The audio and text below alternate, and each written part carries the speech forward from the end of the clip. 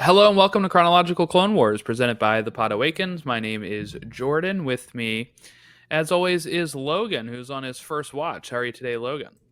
Good. Yeah. I'm on the first watch. I'm Death Watch. But no, I'm doing well, Jordan. Anniversary is coming up this weekend, so it's another short week for me at work. I like short weeks. Like these 4 day weeks are great. They're wonderful. I don't know who implemented the 5 day, but if we can implement a 4 day work week, I think everybody'd be happier in life. Yeah, I've always said 5 day weekend, 2 day work week.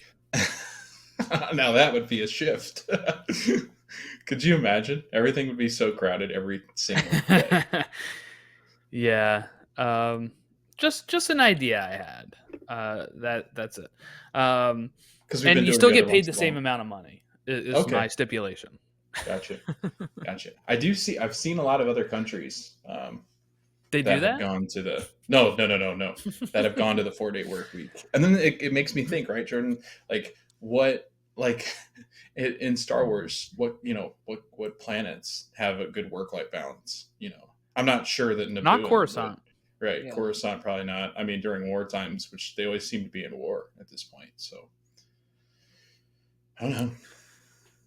Yeah, we're talking the for our 33rd week here of the Clone Wars in chronological order. We're talking about season 5 episode 6, which is The Gathering. We are talking about season 5 episode 7, A Test of Strength, season 5 episode 8, Bound for Rescue, season 5 episode 9, A Necessary Bond. And these episodes were written by the by Christian Taylor for the whole thing. All four episodes of the arc written by Christian Taylor. The Gathering was directed by Kyle Dunleavy. A Test of Strength was directed by Bosco. Um, I just looked up how to pronounce this, by the way, and it's Big Gamma. Eng. Oh, Bosco gotcha. Eng. The NG is Eng. So I've nailed that on our 33rd week. Brian Kalen O'Connell directed Bound for Rescue, and A Necessary Bond directed Danny Keller. Um, and these aired November 3rd, 10th, 17th, 24th of 2012 on the Cartoon Network. And let's read these synopsi before we move on to the general discussion that we have here. So, The Gathering, Jedi younglings undergo a rite of passage, a test of strength. The Jedi younglings and Ahsoka are attacked by pirates.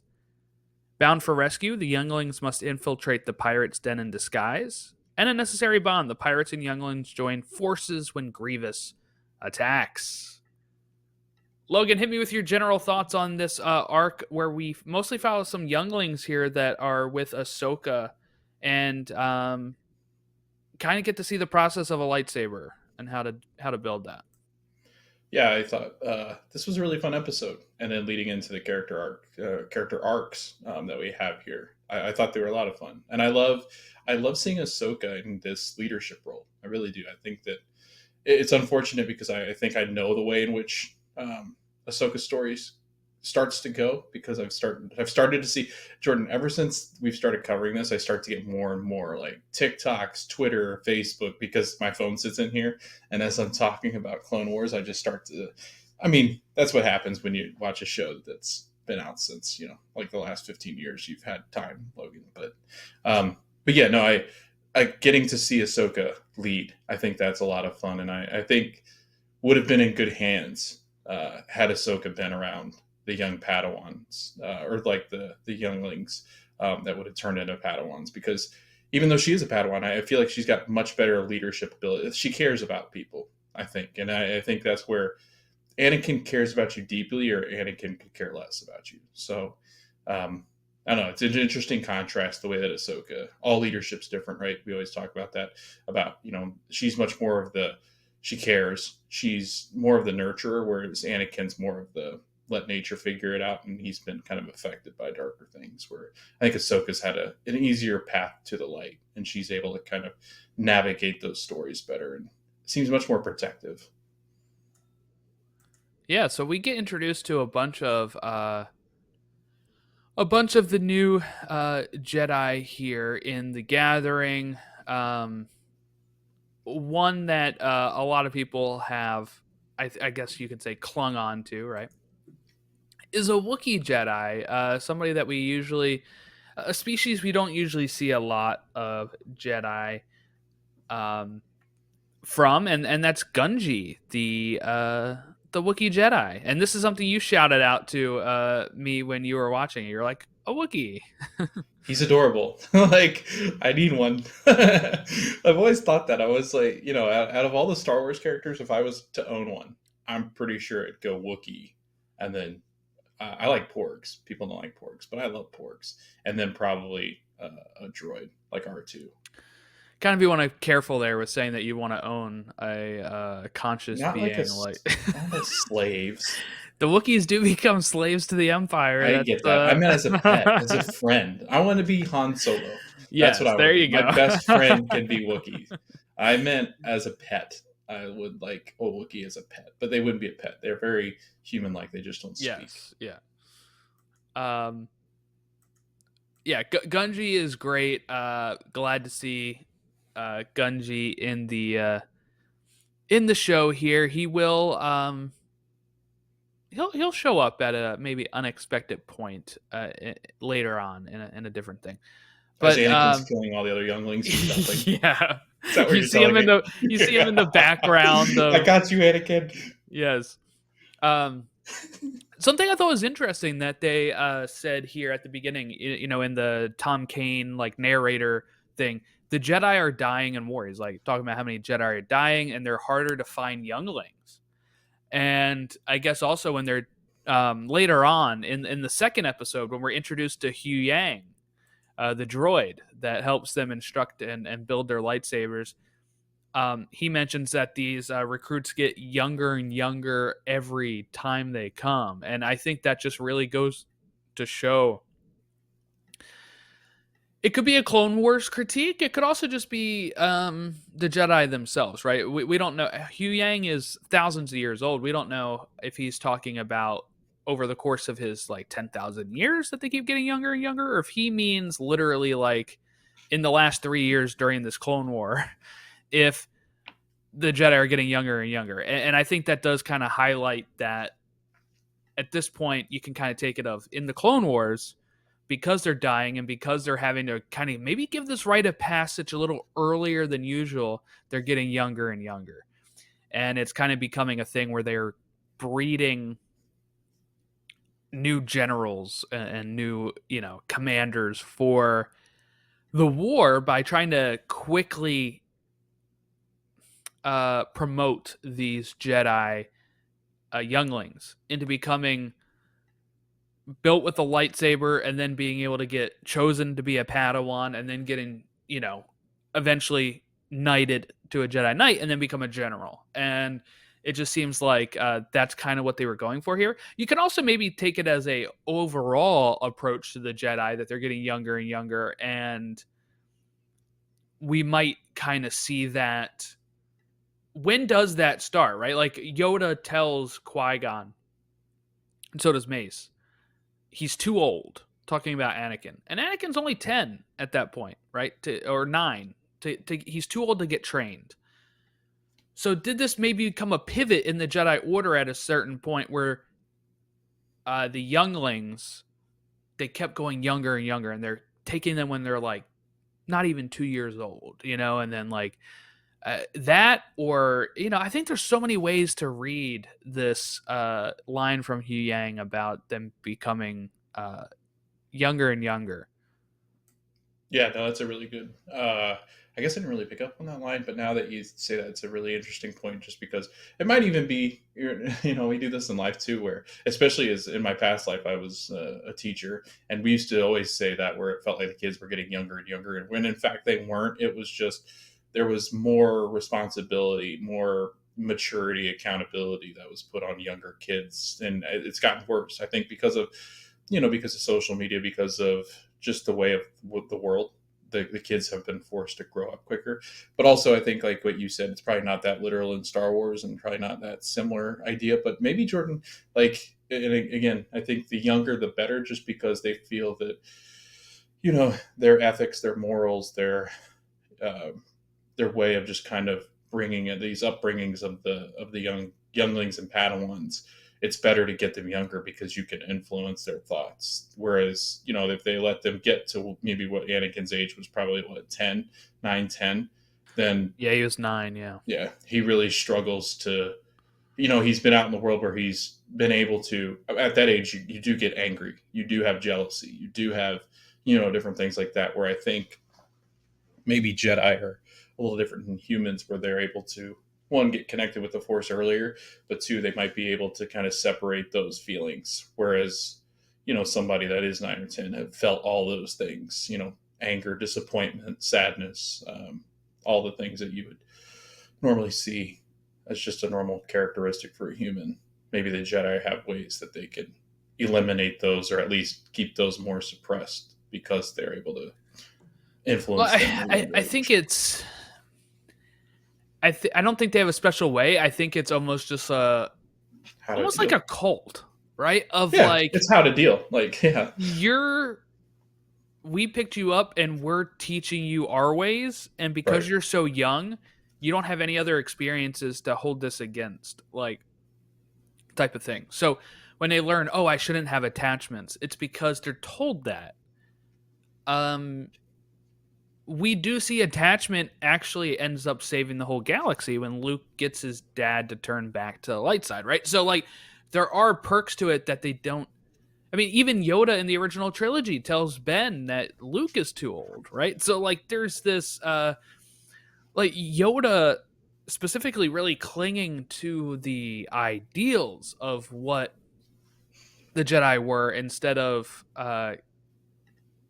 kind of taking a different approach that might be needed to actually restore the balance. They like didn't learn their lesson at all until Obi-Wan does.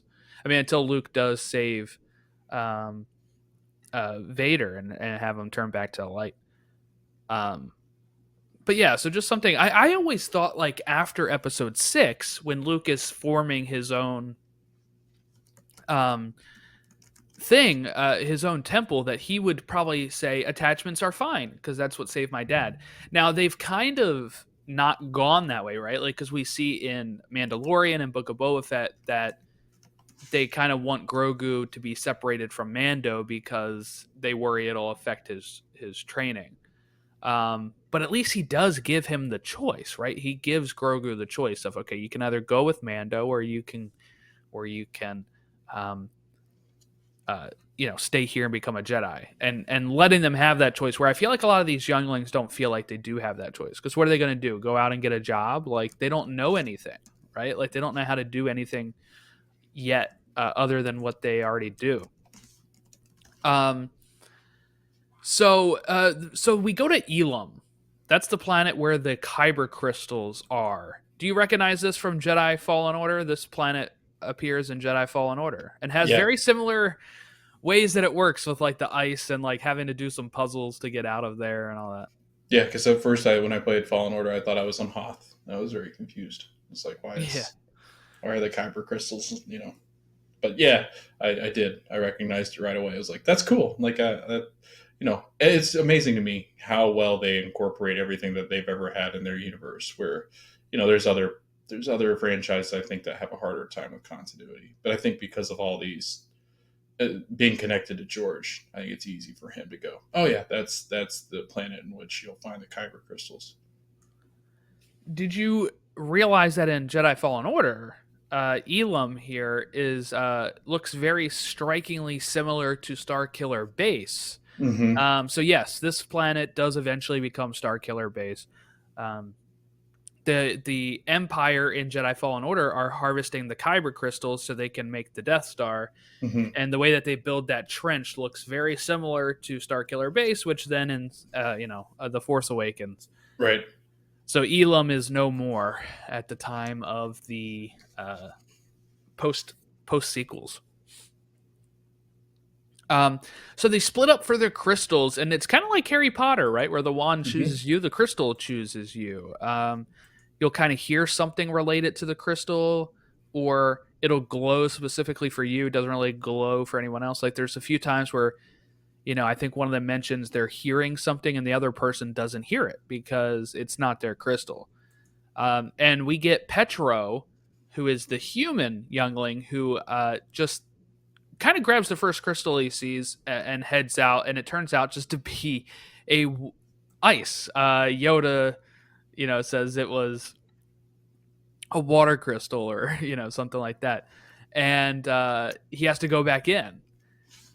And we have Gunji who's waiting for the ice to refreeze so he can quickly grab his crystal and make it back across. Um, a cool image was like the Ithorian one. His name was like Biff, I believe. He was very scared and stuff, but his crystal was in like this smoke-filled cavern that kind of looked like a dragon skull, and it had flames coming out. It was really cool looking. And of course, once he goes and gets the crystal, the smoke stops and all that. There was the Rhodian who like force pulled her crystal. Um, then we had Zat on the other side of a wall, and he made like a makeshift bomb to get to it. He was the Nautilin. And then we had two of them stuck in the cave still, which were Gatundi and Petro. Petro goes back to save her. Originally, he was leaving her. And then he does find his crystal broken in the ice that he saved her in. And, they're all like, oh my God, the ice has refrozen over. And it's supposed to take 19 days for one rotation.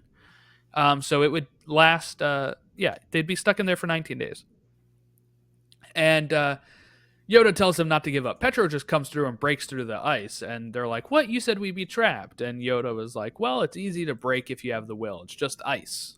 Right? Like there was no actual Threat. threat. Yeah. I Yeah. was like, because could you imagine if there was like, and Right. Yoda and Ahsoka are just sitting there like, well, they only got a couple minutes, but Yep. we'll stay out. Also, they have lightsabers. Yeah. Yoda and Ahsoka, I'm sure, would probably just break through the ice. It was funny though because I was sitting there thinking when they said that I was like, "There's no way they would just let these younglings, like, you know how many carcasses Die. you'd run into like dead younglings." I was like, "What?" I did. I was like, "This is wild. Like, there's no way that this is that serious." But then it was like, "Oh, okay, I got you. 19 days too. That's not long. I mean, I guess you'd starve maybe, but Yeah, that's I don't know what long you'd in eat. that cave. In the cold too? I would probably That's die. true." I would die. um, so we get in the second episode of Test of Strength, we get introduced to Hu Yang, and I thought this was very interesting. Logan, do you recall Hu Yang? Because he appears in live action on the Ahsoka series. He's the droid in Ahsoka. Oh, yes. Okay, that makes sense. Yeah, I guess I didn't really put two and two together. I just thought they just look because they're they've got a lot of those droids that look similar. Like Yeah. what's the one that's the like the assassin one on Mando? Oh, IG-88 and Yeah, IG-11. Yeah, yeah, they both look because they exactly look the alike. same. Yeah. Um, no, yeah, this is Hu Yang. This is the guy from Ahsoka. So later on, him and Ahsoka are going to team up on the Ahsoka series. So it's kind of cool to see them interact as Yoka being a so Ahsoka being a I want to Padawan start here. calling her Yoka. Yeah, I know. I was like, what the hell did I just say? I need to Um, go back and watch Ahsoka after this. It got me thinking. I yes, was like, I need to go I, back I, and I, I think it'll make more sense for yeah, you know what? Save it for when we're done yeah, Rebels, and I think you'll even get a greater appreciation of it. we'll do. We'll have to Um, maybe we'll throw that in as part of the yeah, like just jump over and just a a small revisit of conversation. Yeah. Ahsoka. Yeah. Um. So we have Hu Yang, who has a record of every Jedi who ever lived and their lightsaber, and Gunji is he wants to make his hilt, out of wood, right? Because that is kind of the Wookiee way, right? So Hu Yang is helping him with that, and Gunji's kind of like the first one to uh, kind of start getting that process rolling. It is interesting. This is where Huyang mentions like, oh, there's not many Wookiee Jedi, and your people must be very proud and all that kind of stuff. They're starting to become a little bit more popular, I think, now, because in the High Republic there was one named Buryaga. He's one of my favorite characters in the High Republic. And then you have in the Acolyte, Kelnaka, who is a Wookiee Jedi, played by the same guy who played Chewbacca in the sequels. Eunice is playing him. So kind of cool that they got him another role in They had to Star Wars. pull him off the U.S. Nationality. That's even more Yeah, important. but it was only so still only like 3 Wookiee Jedi that we know of out of however many. Is this the one with the braids? Doesn't one of them have braids? Like a. Is this Oh, him? who? Like the. Is it a Kel- Jedi which braid? one? The Padawan braid. I don't remember when it is. It's like now that you say that, I remember. I don't remember if it's in a game or a show or a movie or something I've seen where one of them has a Padawan braid. I thought. A Wookiee does? I think so. Let me check. I might be making this up. Look it Might be up. right. I know Kelnaka has like a top knot. Like a bun. Like a. Yeah. Does he really?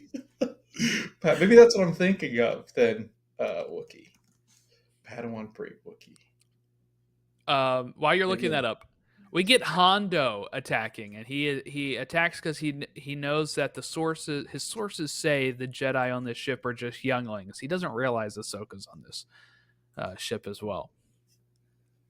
And he's after the Kyber crystals. So the Kyber crystals, like we mentioned before, are what powers the lightsaber, but it also does power the Death Star. So they are very dangerous, and they are probably very expensive. And you can probably flip these for quite a good price, as Hondo is claiming here.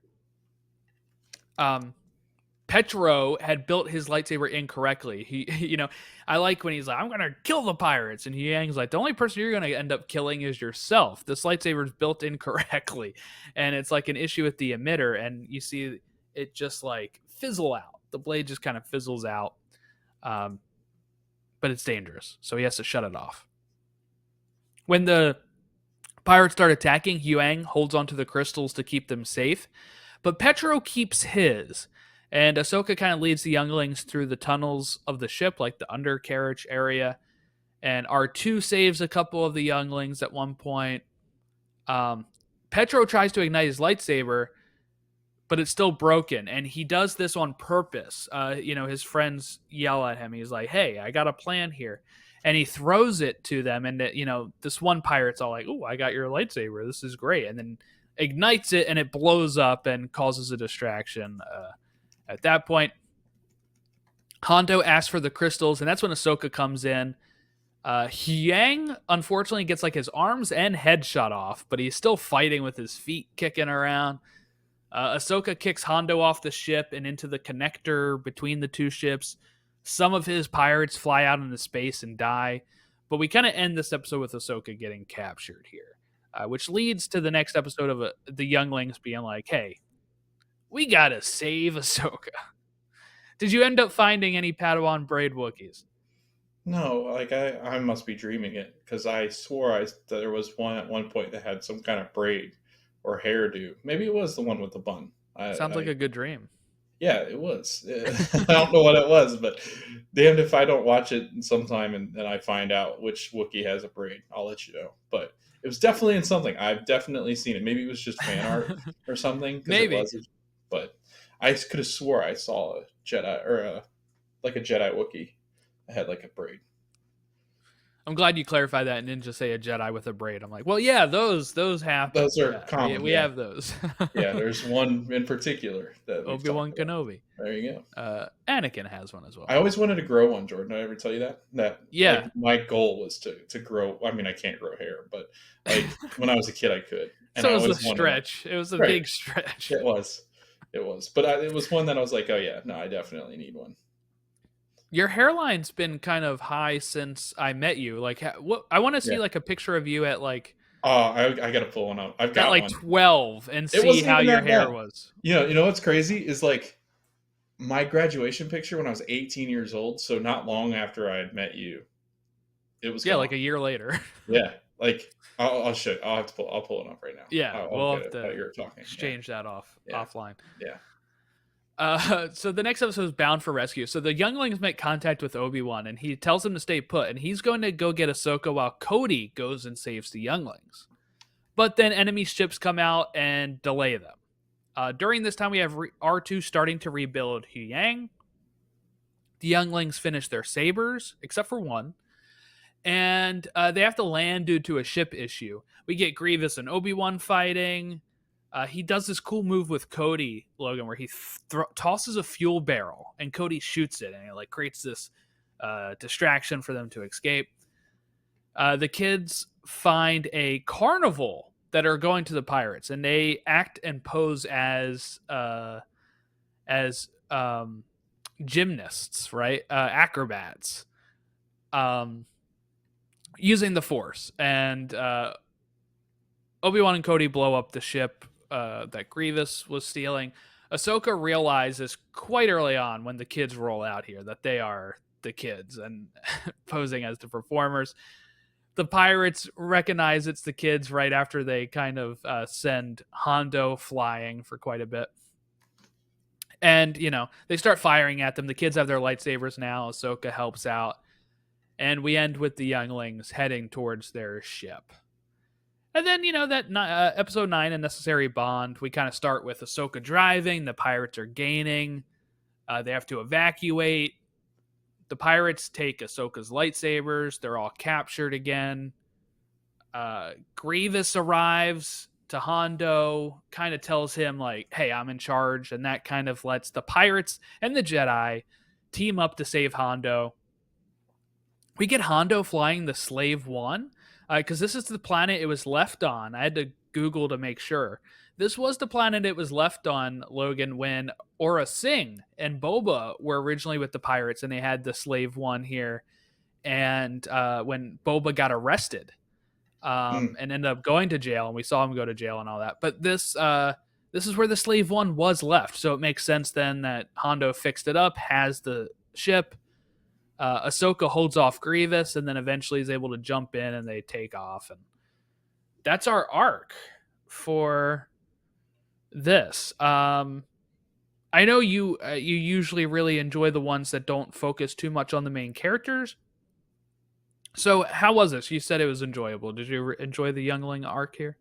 Yeah, I really like this arc. It gives you, I don't know, it satisfies me when I, like you said, like when I don't have constant Obi-Wan or Anakin stories, because I feel like we know so much about their stories already, and then when they do make that shift of to different characters, you learn more. And I didn't know much about Ahsoka coming into this. I mean, I'd watched the TV show, which I will say now that I've watched this, like people will say, oh, you can watch Ahsoka kind of on a one-off. It's kind of hard though. Like now that I've gotten this background, I would much rather watch these and leading up to what Ahsoka becomes, and then watching Ahsoka. So if you're going through and you haven't watched Ahsoka for some reason yet, which might not be a lot of people, but I'd highly recommend watching this before you jump into an Ahsoka storyline, because it from the show, the live action, because it makes more sense. And then I love seeing younglings, because again, they're all murdered brutally by Anakin.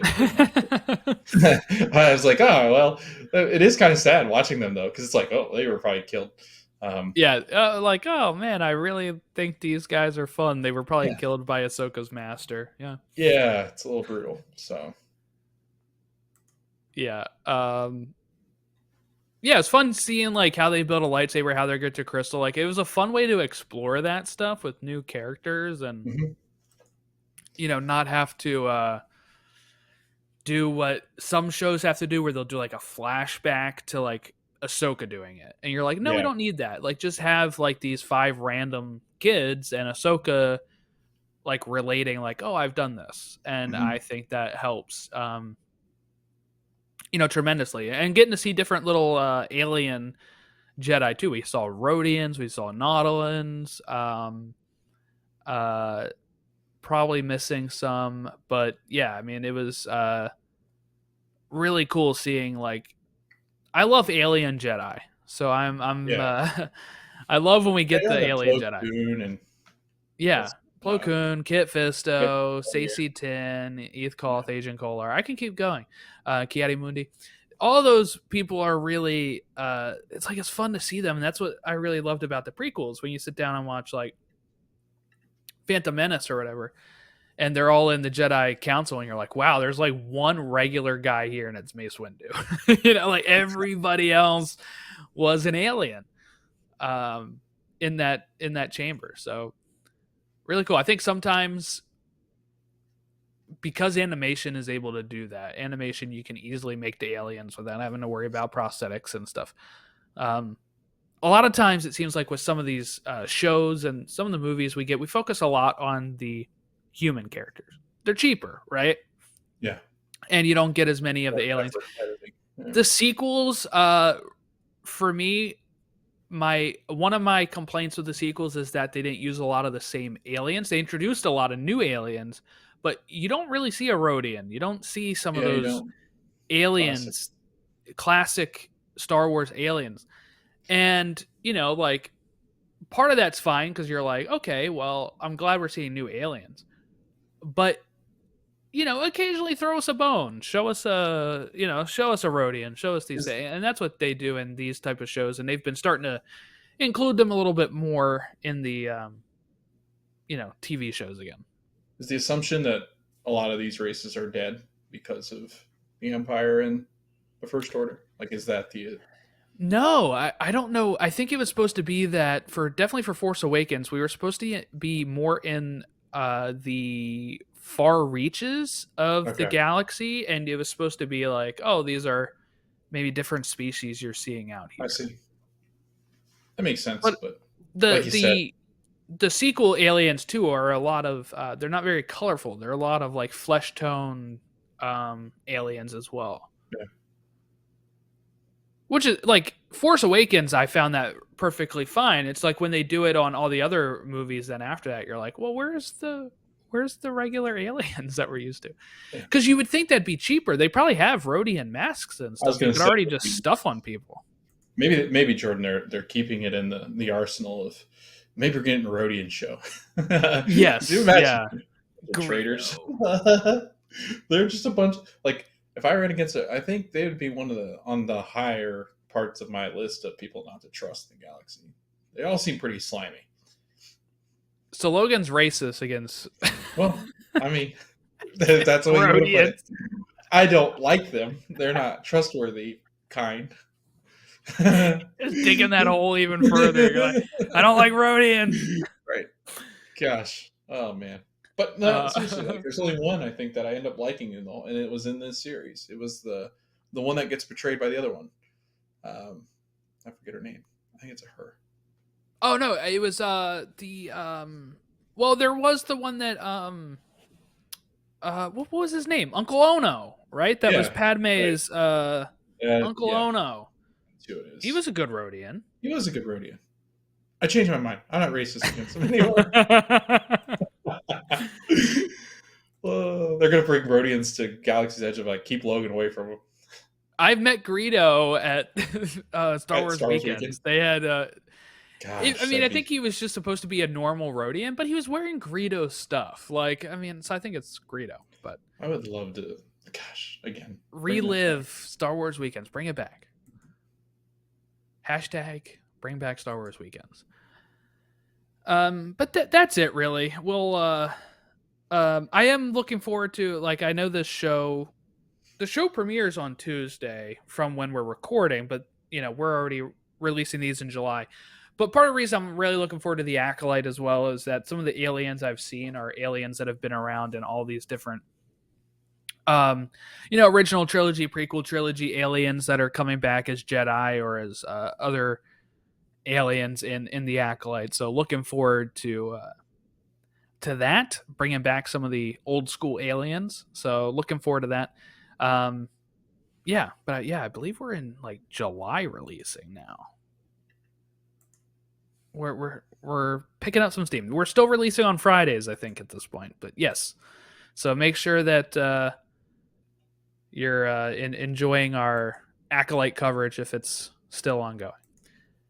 All right. Anything else, Logan, before we head out? Because I gotta tell you what next episodes we're watching. No, really enjoyed this one though.